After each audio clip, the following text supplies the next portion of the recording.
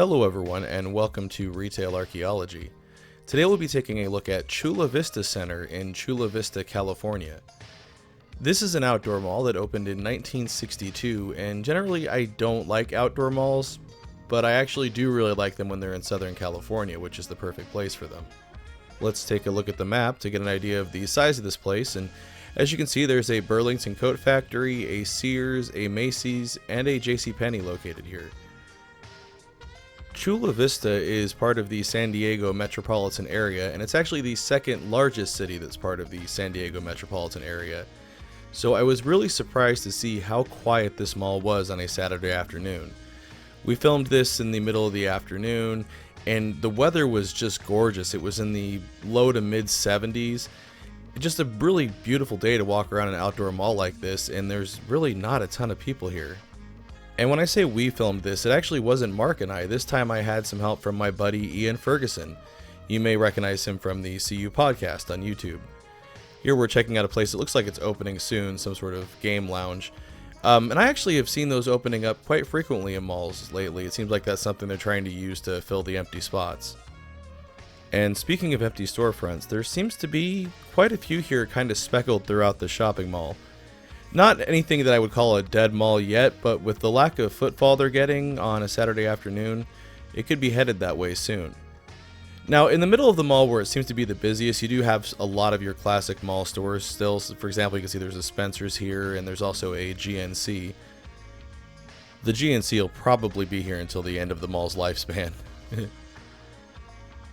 This mall was originally developed by the Broadway department store chain, which is kind of interesting. I did not know that they were into mall development.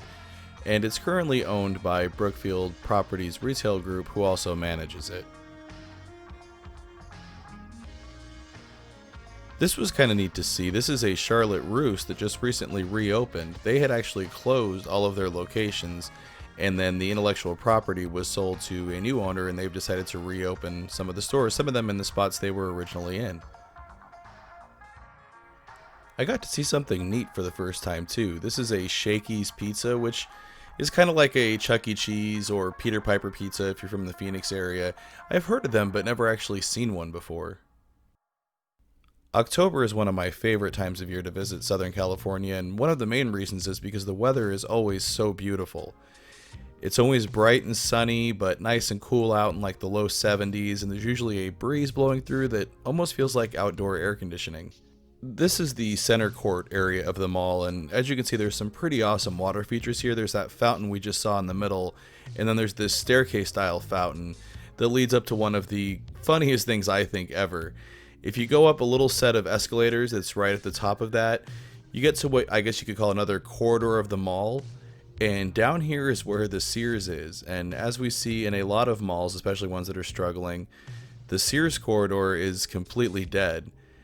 And it's just interesting and funny to me that there's this big lead up with this water feature and everything up to a dead corridor of the mall and then a Sears at the very end. I read a lot of reviews on this mall from several years ago, and back then people were saying that this was a dead mall and that things were not going well at all. And then if you look at more recent reviews, people start saying things like that this mall has come back to life and it's much busier now. From what I witnessed though on the Saturday afternoon I was here, it didn't look very busy at all. It looked like there was a little bit of life to the mall, but there was still some pretty dead looking spots like this one. I have to say though, it's very clean even though it's dead. It's still beautiful to look at. But let's take a look inside the Sears. And what we find inside is a pretty standard Sears. Still looks like 1992 in here. Something else I've noticed too is they've been using those blowout event sale signs for a very long time. If you dig back through some of my older videos of Sears, you'll see those same exact signs up everywhere at every Sears I go to. And here's something else I see at Sears all the time: broken down escalators. And there's the classic Sears blue carpet with Ian jamming out to some Paula Abdul. Even this business with a parking lot facing entrance right next to the Sears couldn't make it. It's always interesting for me now to see Sears stores because we don't have them in the Phoenix area anymore. They're becoming a more and more rare thing to find, and I don't know how much longer they have. This mall seems to have an abundance of mom and pop shops as well. For example, we've got Goody Goody ice cream and candy right there. I don't think that's a national brand. And I'm actually kind of kicking myself because I meant to go in there and check it out, but completely forgot to. From what I've read, this mall did have a standard food court at one time, but it's since been closed, and I think that was up here in this area, this very blank and empty area. You can see they've built those temporary walls they used to block off closed mall storefronts. And just the way that this is shaped and everything, and it seems like a bunch of tables and chairs would have fit up here, makes me think that this probably was the food court. I'm glad that this area is still open to the public. It's kind of a cool and eerie area to wander around, and it also provides for some great views of the mall. It'd be pretty cool to sit at a table there at the edge of that balcony and enjoy a piece of Sbarro pizza or an Orange Julius. Now this is over at the very edge of that big open area. We're right above where the Shakey's Pizza is, and you can see there's this big window that you can look down into the mall. And we've got some of our traditional retailers there like Victoria's Secret, and you can see the Macy's there in the background, but what's missing is people. There's just really nobody walking around down there, just a very small handful of people. This mall also has a AMC movie theater, and this, I guess, is one of the things people are saying are keeping this mall going. This actually attracts some traffic to the mall. It seems like in order for a mall to stay alive, it needs to definitely have a movie theater at this point. This mall really is pretty to look at. And speaking of malls that are interesting to look at, this mall does share something in common with another Southern California dead mall, Horton Plaza. In 1986, the mall ended up being owned by Homart Development, which is a real estate subsidiary of Sears. And when they purchased the mall, they decided to do a big renovation. And to design this renovation, they hired John Jurd's architectural firm. And that is the same architectural firm that designed Horton Plaza. Its layout's a little bit more traditional, but it still is definitely a Southern California mall in design and character.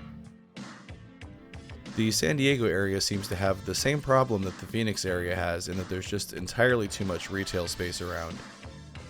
There are a lot of malls in the San Diego area, and some of them are very busy, but some of them are also dead and dying, and then there's also quite a few that seem to be just kind of barely holding on like this one seems to be. Man, Southern California is one of my favorite places to go film. The weather's always just fantastic and everything's so nice and green.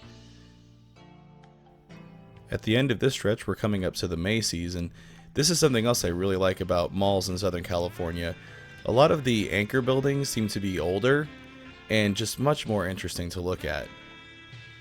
Before this was a Macy's, this was the Broadway store, and that was up until the mid-90s when Macy's bought them out.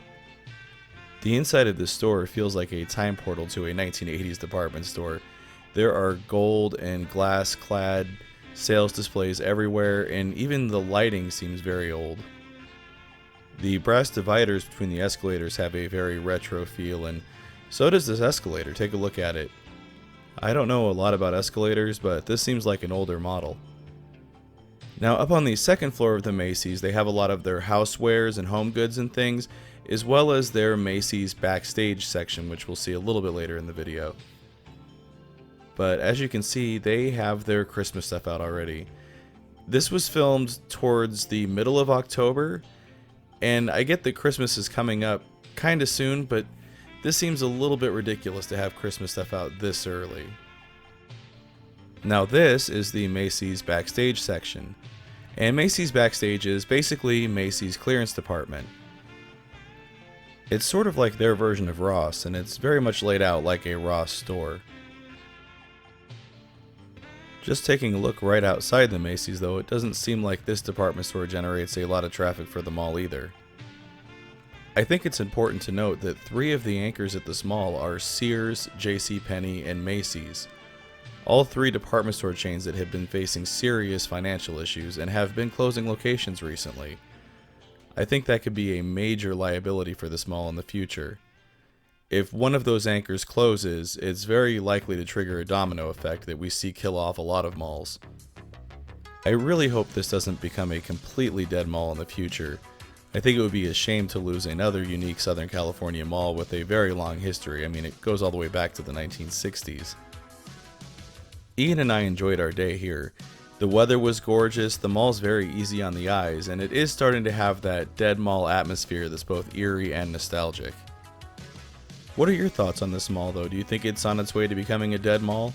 And also, do you have any memories of hanging out at this mall when you were a kid? I'd love to hear about those down in the comments below. We'll go ahead and wrap up the tour of one more shot of some of the water features in the center point of the mall. Man, do I love Southern California. As always, everyone, thanks for watching. Want to see your name here? Head on over to patreon.com/retailarchaeology to find out how you can help support the channel. Hey everyone, thanks for checking out my video on Chula Vista Center. If you enjoyed it, please make sure to hit those like and subscribe buttons, and also make sure to follow at the social media links down there because that's the best way to keep up with what's going on with the channel.